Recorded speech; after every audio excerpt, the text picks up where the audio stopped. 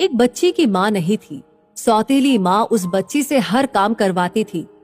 4 बजे भोर में वो बच्ची जाग कर स्कूल के समय तक सारा काम करती थी। उसके बाद स्कूल जाती थी। सौतेली माँ अपने बच्चे को टिफिन देती थी, लेकिन उस बच्ची को टिफिन भी नहीं देती थी। लेकिन बच्ची को कोई ऐतराज नहीं था। पिता कभी महीने में कमा कर घर आते थे। उस बच्ची की सौतेली माँ काफी मान जान करने लगती थी। पिता के जाने के बाद फिर वही सारा काम करवाती थी। बच्ची पढ़ने में बहुत तेज थी। धीरे धीरे बड़ी हो गई। पिता को विवाह की चिंता सताने लगी। एक दिन लड़की के पिताजी ने बिटिया की शादी का जिक्र किया। सौतेली माँ ने कहा कि हमारे रिश्ते में एक लड़का है, दहेज भी नहीं लेगा, थोड़ा गरीब है, परिवार ठीक ठाक है।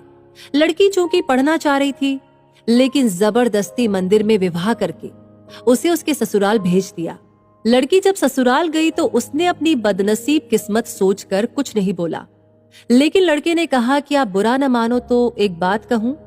वो बोली कि आपके साथ जीवन भर रहना है, आप जो भी कहेंगे मैं मानूंगी। लड़का बोला कि जहां से पढ़ाई छोड़ी है वहीं से आप शुरू कर दीजिए। हम गरीब जरूर हैं, लेकिन गवार नहीं है। लड़की अपने पति का पैर पकड़कर फपक कर रो पड़ी।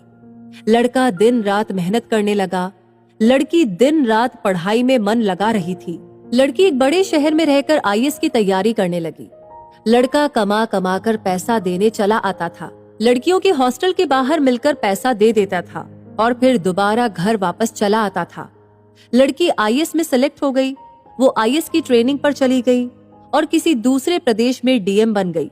संयोग से लड़का पता लगाकर जब वहां पहुंचा तो लड़की की सारी व्यवस्था देखकर लड़का खुद शर्मिंदगी खाने लगा और उसने मन बना लिया कि हम खुद इनकी जिंदगी से दूर हो जाएंगे। लड़के की माँ की तबीयत खराब थी। लड़का हफ्ते भर से मिलने के लिए प्रयास कर रहा था, लेकिन वो मिल नहीं पाया। ठंड का मौसम था। डीएम साहिबा का कंबल वितरण का होर्डिंग लगा था। उसने भी सवेरे से लाइन लगा रखी थी, जिसमें 5 गरीब चुने गए। उसमें वो लड़का भी था। डीएम साहिबा गाड़ी से उतरी और एक एक करके कंबल देना शुरू किया।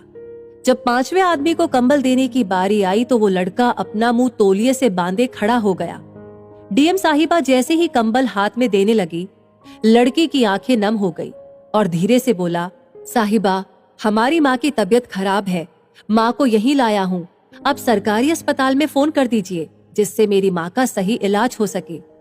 डीएम साहिबा आवाज को पहचान गई और हाथ पकड़कर फफक कर रो पड़ी और बोली कि आप कब आए, मुझे बताया क्यों नहीं, माँ जी कहाँ है? उसने इशारा किया। इतने में वो खुद चली गई, अपनी गाड़ी में सबको बिठाया, अपने आवास ले गई। सबके लिए ठंड के कपड़े खरीद कर लाई। लड़का बोला कि आप बहुत बड़ी अधिकारी हो गई हैं। तो वो बोली कि तो क्या हुआ, आप हमारे पति थे और हैं। आप लोगों को हम कैसे भूल जाएंगे? आपने मेरे लिए दिन रात मेहनत की। आपकी देन है कि मैं यहाँ पर खड़ी हूँ। ये सुनकर लड़के की आंखें नम हो गई। इतने में डीएम साहिबा भी अपनी आंखों के आंसू रोक न पाई और अपने पति के गले सिमटकर रो पड़ी और अपने परिवार के साथ रहने लगी। कहानी का तात्पर्य है कि बहू को भी पढ़ाकर डॉक्टर, इंजीनियर, एसडीएम, डीएम आदि बना सकते हैं। आप लोग अपनी राय अवश्य दें कमेंट सेक्शन में लिखकर। इस कहानी को आपने लाइक कर दिया है तो शेयर करना बिल्कुल भी ना भूलें और हमेशा ऐसी प्रेरणादायी कहानियां आपको समय समय पर मिलती रहे तो हमारे पेज को फॉलो कीजिए। मिलूंगी जल्दी ही और नई कहानियों के साथ। तब तक के लिए आपसे कहूंगी धन्यवाद।